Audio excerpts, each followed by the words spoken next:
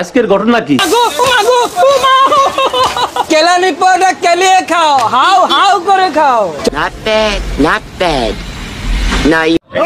শরীফ নয়, একটা ডিমে ডাবল বিচি করা হয়। সময় কম, শুরু করো। গরমে গা পড়লো, ছাগল মামুনি মুরগি খেলো, জামাই যখন শ্বশুর বাড়িতে রোজ পারে, ভাইরাল ফোন পে কাকু বিনা আমন্ত্রণে বিয়ে বাড়িতে খেতে পারে। এতটা অপমান, অপমান ultra with Galaxy AI. Viral gadget Chawla না ছেবড়ামো, এদিকে কেলানি পরোটা কাকু ডাকে মা। আমার চা সাপের দুধ। আরে গরুর দুধের চা করা এখন অতীত, হবে সাপের দুধের চা। বাংলার ফুড ব্লগার হবে না ভাইরাল ততক্ষণ না চাটবে। আর এরা কাক হয়ে ময়ূরের দলে গিয়ে নাম লেগেছে। ময়ূর ময়ূরী হয়, কাক কাকি হয়। ঠিকই ধরেছো, ময়ূর ময়ূরী হয় আর কাক হয় কাক। যেখানে তুমি ডলির নকল করে নিজেকে ভাবছো বড় বাপ।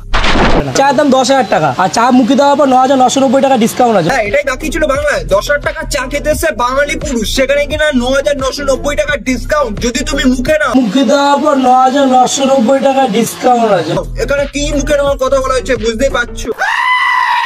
ऐसे किसी पे भरोसा नहीं करना चाहिए। घंटे हम देखकर मन नहीं बनाते, खुशबू से पहचान लेते हैं। मरना है क्या भोसड़ी के? मरना तेरे को डर नहीं लगता? হ্যাঁ, এই সেম স্কিল আমি বাংলার প্রত্যেকটা শপিং মলে চালু করতে চাই, যেখানে তুমি মুখে নিলে মুখে দেওয়ার পর 9,990 টাকা ডিসকাউন্ট আছে। এটা তো বাংলার কোনো চাকরি নেই। আপনি কি চান আপনার ছেলে ব্লো জব পাক?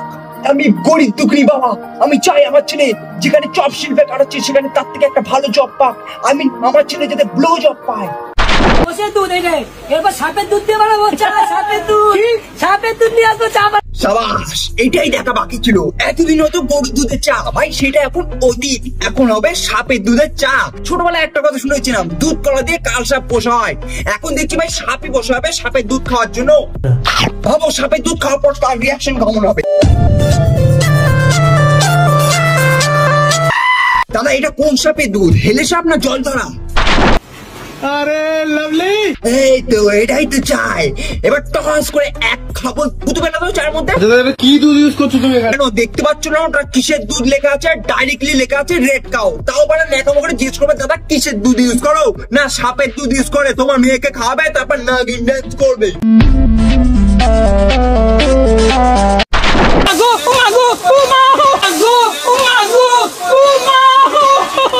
কেলানি পরোটা কেলিয়ে খাও। হ্যাঁ, আর কদিন পর তোমার এই অর্গাজম সহ্য না করতে পারে মানুষ তোমাকে কেলিয়ে পরোটা বানিয়ে দেবে। দাদা কিন্তু ফ্রাস্ট্রেশনে আছে ভাই। সারা রাত যখন বউ না দেয় তখন সকালবেলা এসে নিজে অর্গাজমটা পরোটার মধ্যে বার করছে। কেলানি পরোটা বিক্রি করছে নাকি? বাবা গো মা গো, এই কি এগুলো? এই পাবলিক গুলোই ভাই যখন অতিরিক্ত হান্ডি হয়ে যায় না, তখন বার্গারের পয়েন্ট ফুটো করে নিজে অর্গাজম মেটায়। গরম জিলাপি, এই জিলাপি খেয়ে হনুমান লঙ্কায় আগুন লাগিয়েছিল রে বাবা। দেখো বোঝো অবস্থা। রাবণের লঙ্কায় কি না হনুমান জিলাপিকে আগুন লাগিয়েছিল।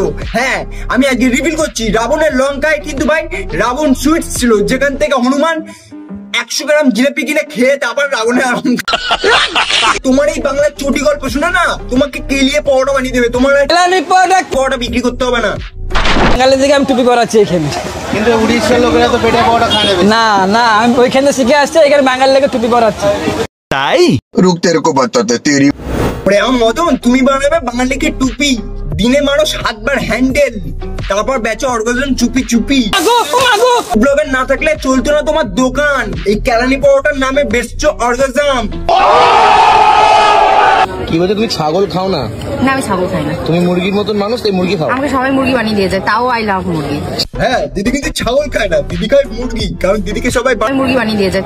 চিকেন, হেন, মাংস একাধিক ওয়ার্ড থাকা সত্ত্বেও দিদি কিন্তু চুজ করেছে মুরগি। এক্স্যাক্টলি, দিদি কিন্তু আসলেই মুরগি মুরগি মুরগি।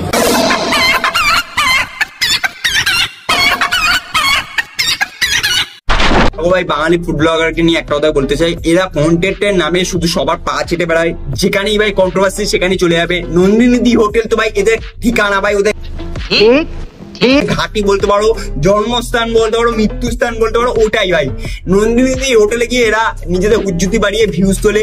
এদের কন্টেন্টের নামে কিচ্ছু নেই, শুধু এখানে ওখানে গিয়ে কার কি কন্ট্রোভার্সি হচ্ছে, আই মিন এই ব্লগারের কাছে যাবে, এর কাছে নিন্দা করবে, মানে আই মিন এই চাওয়ালা কাকুর কাছে যাবে, গ্রাজুয়েট চাওয়ালা এখন বর্তমান ভাইরাল আছে, এর কাছে গিয়ে এর নিন্দা করবে, ফোনপে কাকুর কাছে গিয়ে আরেকজনের নিন্দা করবে, অরুণদাকে মাথায় তুলবে, আবার কখনো নিচে নামিয়ে দেবে, দলের থেকেও নিচে নামিয়ে দেবে ভাই। এদের এটাই কন্টেন্ট। তো আমি একটা কথাই বলতে চাই বাংলা ফুড ব্লগারদের, তোমাদের যদি ব্লগিং করতে ইচ্ছা হয় ভাই, কোথায় কোন খাবার পাওয়া যাচ্ছে, ভালো টেস্ট, হ্যান তেন, কোথাকার রিভিউ সঠিকভাবে দাও, তোমাদের কন্টেন্ট অবশ্যই দাঁড়াবে। তো মানুষকে এরকম ভাবে এর পিছনে কাঠি মেরে ওর পিছনে কাঠি মেরে বেশি দিন টিকে থাকা যায় না। যতক্ষণ না ভাইরাল চলছে তোমাদের কন্টেন্ট আছে, যতক্ষণ ভাইরাল শেষ তোমাদের কন্টেন্ট শেষ। তো কাইন্ডলি এইগুলো কেয়ার করো আর কন্টেন্টটা বেটার করো, কারো পাঁচটা দাঁড়ানোর চেষ্টা করো না ভাই। আজকের জন্য এইটুকুই। আর ভিডিওটা শেষ করার আগে তোমাদের একটা বলতে চাই, প্লিজ ভিডিওকে লাইক করো, শেয়ার করো, সাবস্ক্রাইব করো। আর তোমার এরকম 5-8টা ফুড ব্লগার বন্ধু থাকলে ভিডিওটা ট্যাগ করো।